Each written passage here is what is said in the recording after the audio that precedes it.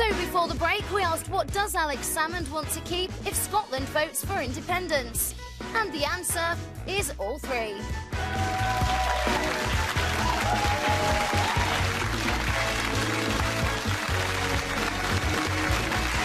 Yeah, the Doctor Who thing is just really a funny way of saying he wants to keep the BBC as well. Anyway, welcome back to The Wright Stuff, live on Channel 5 with Katie Hopkins, Jeremy Edwards and Ronni Ancona. We'll have the rest of the headlines for you from today's newspapers very shortly.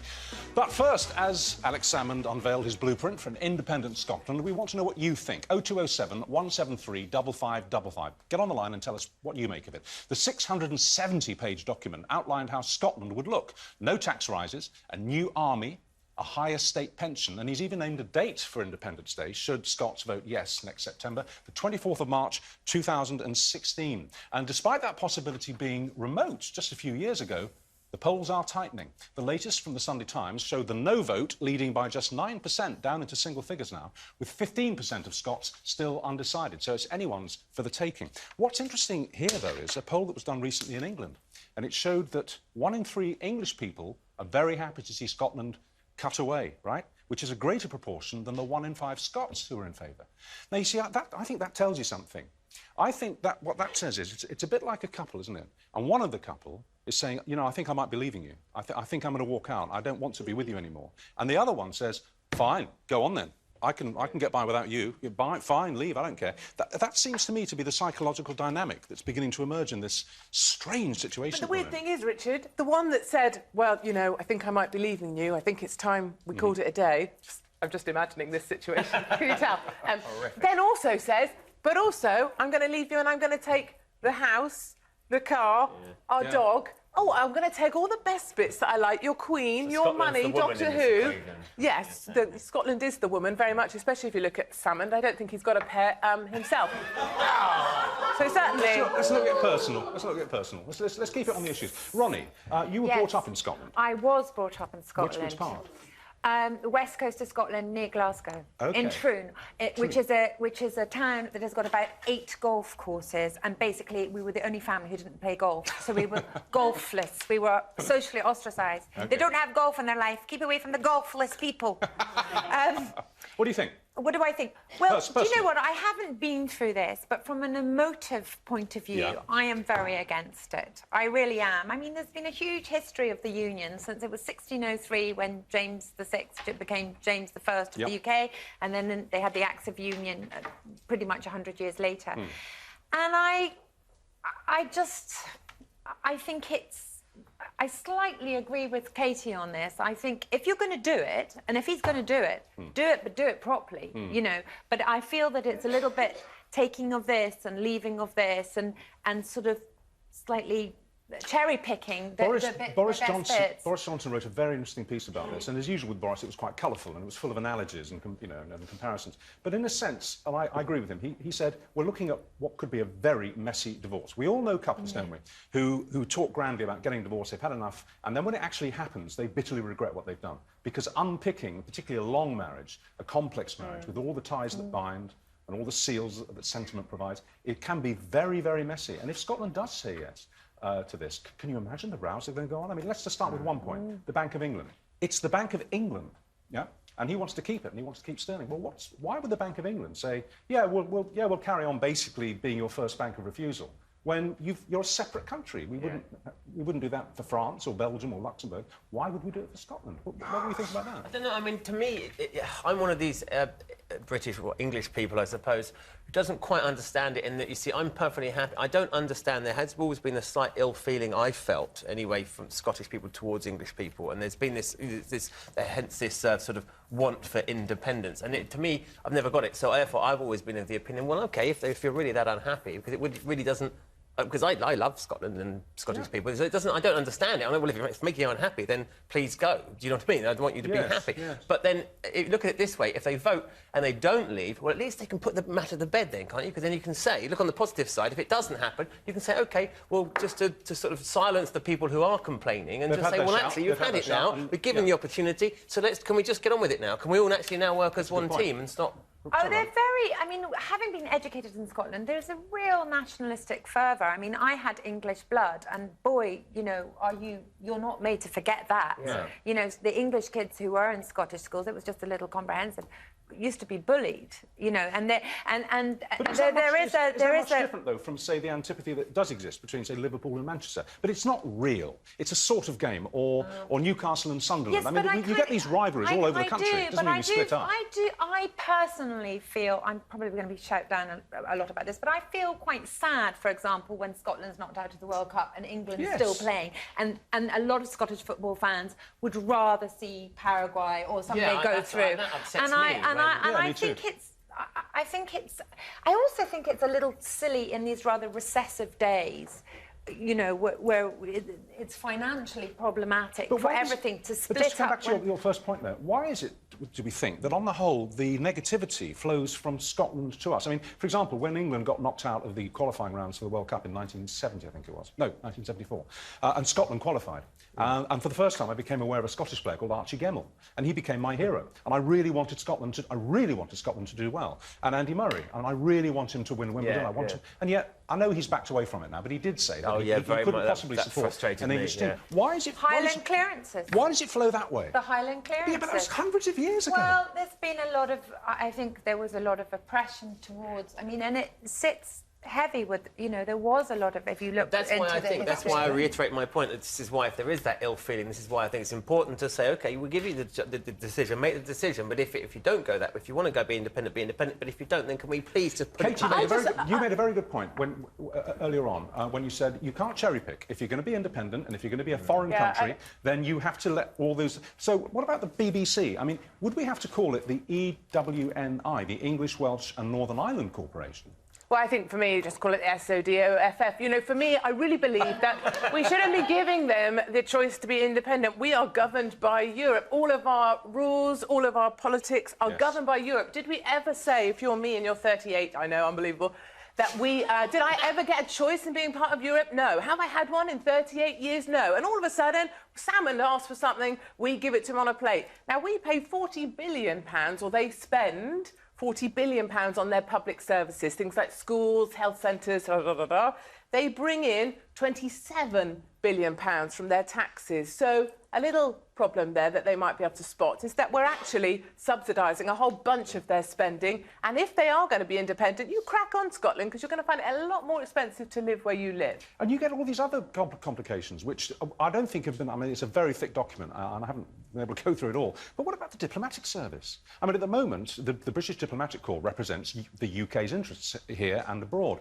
If Scotland becomes a foreign country, what's going to happen? I mean, they can't expect us to represent them in the diplomatic area. Are they going to open their own embassies around the world? Drives me crazy. Build a diplomatic service in Edinburgh? I think actually there is a good point, actually, that the independence of Scotland these days means a lot different than it would, say, 34 years ago, because Europe has such a power over us. Do you know what I mean? Yes. We're under an umbrella anyway, and so... Given the point, that we'll have to move this on in a second, we'll take some calls after the break, but the point you made about the subsidy that we do give and have for centuries given Scotland, you know, we help them financially. What have we done wrong? What about our oil, Richard, just saying? What about what? It's such a great... No, it's really important, because that's exactly the line they'll come back with every time, is what about the oil? Well, that would have to be negotiated and some kind of fair settlement. But what have we done wrong? I mean, as you say, we give them our money. Our English taxpayers' money goes north of the border. Can I just say something in support of the Scots, though? Yes. I love the Scots, don't get me wrong. When I was growing up, you know, there used to be... you know, the cold winters there were phenomenal, and you'd have these sort of very cold Scottish pensioners having terrible problems with their fuel problems and their fuel bills and everything, and it was pretty much ignored. When they had a big freeze down south, suddenly there's a big thing about English pensioners being in problem. The Scots have been having that for years. I just want to put the alternative side to this. That's perfectly okay. And they we are felt London-centric, no doubt about it. They felt very disenfranchised. in Scotland, and if it was an English problem, suddenly it sort of drew attention. OK, well, look, we're going to carry this on after the break. I mean, I have to say, I was based in Carlisle for 4 years at Radio Carlisle, as you heard earlier, and then Border Television, and being Border Television, it covered the Scottish borders. I loved my storytelling in Scotland. I loved the Scottish people. I loved the people in the borders, and I never felt a foreigner there. I never felt like I was an outsider and I was there on their tolerance. I just felt it was another part of my country, you know? But it's clear that there is a proportion of people in Scotland who don't think that way. Will they be the majority in 10 months' time? That's what the panel thinks. After the break, it's your turn. Your thoughts on Scottish independence. What would it mean? Whether you're a Scottish person or not, it would be lovely to hear from you. 0207 173 5555. Your calls on the other side of the break. According to the Scottish Sunday Express, how many voters would leave Scotland if it became independent? 6,400, 64,000 or 640,000? Find out after the ads.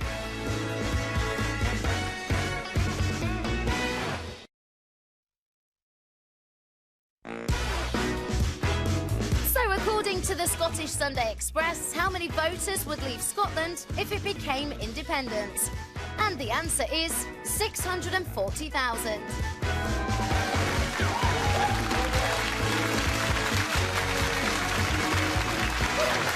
Wow, I think that would qualify as a migration. Yeah, apparently 640,000 Scottish voters say that they would come south if the country votes for independence. That's 2/3 of a million.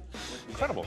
16% of the electorate. Anyway, welcome back to Wednesday's show with Katie Hopkins, Jeremy Edwards and Ronni Ancona, who will have the rest of the headlines from the papers for you next, including calls for an army of good Samaritans. Keep an eye on the elderly this winter. And Prince William is crowned King of Karaoke. We have got a great clip of him, a wonderful clip of Prince William with Bon Jovi and Taylor Swift. Wonderful.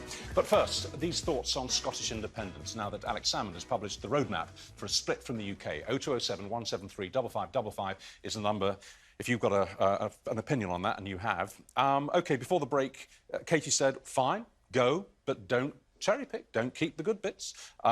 Jeremy, you said, well, in fact, during the break, you said, well, at least if they do split away, we don't have to put the clocks back anymore in the autumn. Because we do that for Scotland. I know we do. We do that for Scotland. Yeah, no, it's a big wrench. You know, and I suppose the extreme north of England, but, you know, it's a pain in the neck down there. But we do it. We go along with it. And, Ronni, you just said, basically, a divorce between Scotland and England would make you very sad. Well, I've just changed my mind in the break, and I've decided that I've decided, yes. Not that I'm fickle, that I've decided that I think we should have King Richard of Madeley. My armies are gathering. My armies are gathering in the north as we speak. Obviously, we need a coup, and I think we should separate it not just from Scotland to England, but into various English regions, and you could be the King of Carlisle. King of Carlisle. But you'd have to have your RP back. Yes, I would. I'd talk like that. Richard IV. All right, Kirsty. We've had millions of calls on this. We're going to start with Kirsty on line 2. Another Kirsty. Good morning, Kirsty. Good morning. Where are you calling from, Kirsty? I'm calling from Inverness, Scotland. OK, know it well. Love it. What do you want to say about this? I think it's a really exciting prospect that at last we're getting the chance to vote, because it's been talked about for such a long time. And how would you vote? I've always thought that I would vote yes for Scottish independence. I didn't need to see any details from the white paper. It's what I believe is right for the country. And have you always thought that? Yes, for most of my adult life, since Alex Salmond has been kind of harping on about it, I've always believed that it would be a good idea. And can I ask you to be really honest, to be really straight, are you a bit or a lot anti-English? Do you not like us very much? No, absolutely not, no. The street that I live in, actually, there's a lot of English people stay here. I went to school with English people. I haven't spent much time in England, but I absolutely do not have a problem with England or English people. That's nothing to do with it. What I think is it wasn't very democratic in the last election that Conservatives run our country when we didn't, in fact, vote them in. That's one of the problems I have with politics. OK. What about one of the main points that's come out, not just in this discussion, but in many discussions, is that currently, and this would stop if your vote was in the majority, currently we send millions of pounds north of the border to subsidise life in Scotland. That would stop. Does that not bother you? I understand what you're saying, but I also think that in politics you can spin numbers in any way that you want, depending on who's telling us. Yep. And I think that with revenue from oil, and then maybe we could start off industry again that has really been closed down since I've been an adult. OK. We don't have industry, whether it's Scotland, England. Basically, Britain has closed down a lot of its industries, and I think that there would be a chance there for us to develop these things. All right, last question, then I'm going to take some more calls. What would be to you the most important thing about becoming independent? What is the bottom line for you? Well, it's just everything, really, that we can make decisions that are good for Scotland. I believe a lot of the decisions, I know we have a devolved parliament, but I believe that a lot of the decisions are beneficial, maybe not just to England, but London. And Scotland has very different needs, and I think that they need to be looked at and taken into consideration more, which they're not at the moment. All right, Kirsty, you make your points very eloquently, but you're shaking your head, Katie. Yeah, I just find it, you know, they've got a devolved parliament already, for goodness sake. The white paper that's been laid out that people are buying into is just a long list of free childcare, 30 hours for free childcare. We're going to cut corporation tax. We're going to scrap the bedroom tax. Just a long list of wishes that aren't going to happen because they can't afford them.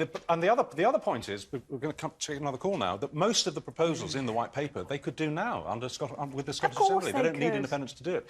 Kirsty. We have Leanne on line 3. Leanne. Yes. Hello, Leanne. Hi, Richard. Good morning. Where are you calling from? I'm calling from Glasgow. From Glasgow. All right. What's your take on this? I was heavily brought up for Scotland to be independent, SNP by both parents, but personally, my family would probably kill me, but I think no. Why? Too many variables. They're wanting to keep the pound, they're wanting to keep all the good bits that make, I think I'm proud to be British, and they want to be separate. I don't understand why they need to be separate when we've got so much good things going on in Scotland as it is. Yes. I mean, we started off with the free, prescriptions, and I mean, is that going to continue if we were to become independent? Do you consider yourself Scottish first and British second, or British first and Scottish second? I would still consider myself Scottish first, simply because that's where I was born. Okay. But I would say, if somebody said where you're from, you'd obviously say, well, I'm from Scotland, but I am British. Right. When you're typing forms like my child's nursery form, you put on it, what are they? You put British. Sometimes, over the years, when one's read correspondence in the newspapers from people in Scotland who are pushing for independence, and I'm not branding all of these letters in this way, but quite often you see an undercurrent of real dislike for the English, almost contempt for the English. Now, you live in Glasgow, you live in Scotland, you are Scottish. Where do you think that comes from? Do you think it comes from the roots of history, or is it something to do with the way we are today? I think it's a bit of both. I lived in London for 7 years. Yeah. And the remarks I got from my English work colleagues were shocking. I think if I had been from a different ethnic minority, I would have got them done for being racist. Right. Right. Very interesting. Leanne, I'll have to call it there, Leanne. Thank you.